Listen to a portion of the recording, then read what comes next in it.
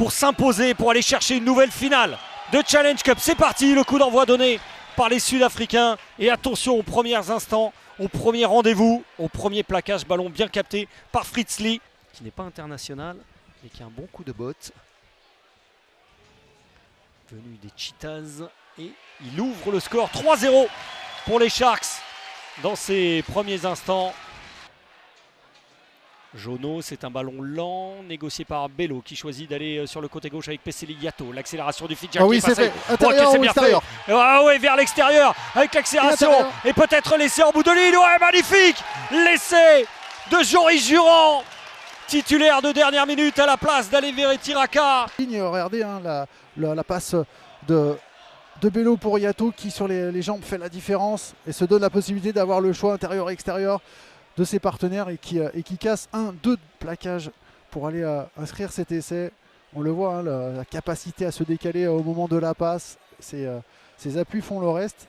Alors je parle de paradoxe parce que en observant les Clermontois à l'échauffement, beaucoup de ballons tombés sur ces séquences-là, vraiment beaucoup d'approximations. On a vu l'assistant de Christophe Urioz, Charrier qui était vraiment mécontent de la performance de son équipe. Masuku s'est tapé très haut, très fort et ça va passer entre les barres. Deuxième réussite pour l'ouvreur. C'est Fritz Lee, le capitaine de Clermont. Jono, charge de fourcade. Et ballon en main, c'est intéressant ce qu'il faut les Clermontois. La passe au pied, elle est bien vue vers Joris Jurand. Le crochet intérieur et Jurand qui va signer un doublé. Oh, après s'être joué de Werner Koch. Quel début de match de Joris Jurand. Le doublé pour l'ailier de... La décision a été remportée par les Clermontois. Regardez, 2 plaqueurs monopolisés. Ensuite, c'est beaucoup plus facile. La clairvoyance, la lecture de Anthony Bello. Joris Jurand était décalé. Très facile après de battre le défenseur qui a une course inverse de la vôtre avec ce crochet intérieur. Enfin, très facile. Il faut pouvoir le faire sur l'appui. Mais en tout cas, il arrive à inscrire ce doublé qui fait énormément de bien aux Clermontois. Efficacité redoutable offensivement pour les Clermontois, qui n'ont pas eu énormément de temps de possession dans les 22 mètres adverses, mais qui ont réussi à marquer 2 fois, 2 essais de Jurand. Les 2 équipes, hein, très réalistes, hein, finalement, à chaque fois qu'on investit le camp. Ils ont systématiquement été dangereux, ballon en main, les joueurs de l'ASM. Jono vers les extérieurs avec un espace. Bello et Newsom pour la conclusion. Le 3e essai de l'ASM, particulièrement efficace aujourd'hui. Puis ensuite là, ce qui est intéressant, c'est la transformation du jeu. Vous voyez des joueurs qui sont dans l'axe du porteur, qui sortent au dernier moment, qui ont des courses à l'aveugle, qui permettent à la défense de pouvoir se resserrer. Ça ouvre des portes pour les partenaires, on le voit. Erito qui passe devant, qui permet d'avoir la possibilité à Anthony Bello de pouvoir servir à Newson dans l'espace libre. Voilà, regardez, hop, la capacité aussi à Dari Carrère de pouvoir, Erito pardon, à pouvoir lever le ballon. Ouais.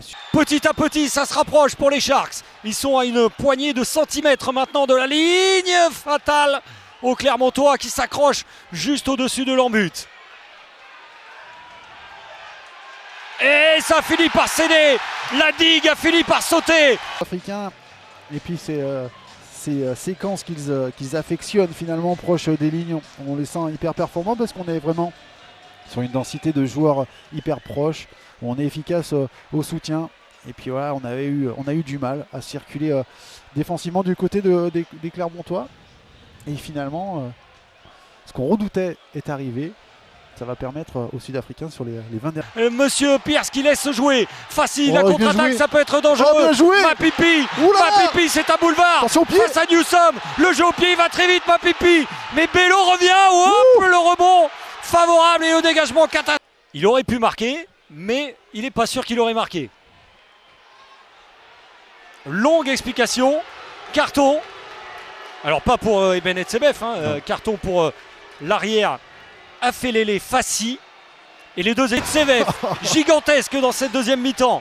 Werner Koch, il y a du monde vers les extérieurs, peut-être. Ouais, le blond le passage de moi pour Luka Njoam avec Mapipi. Il va donner à Mapipi, ça va aller au bout. Newsom ne le reprendra pas, Delgui non plus. L'essai de Mapipi.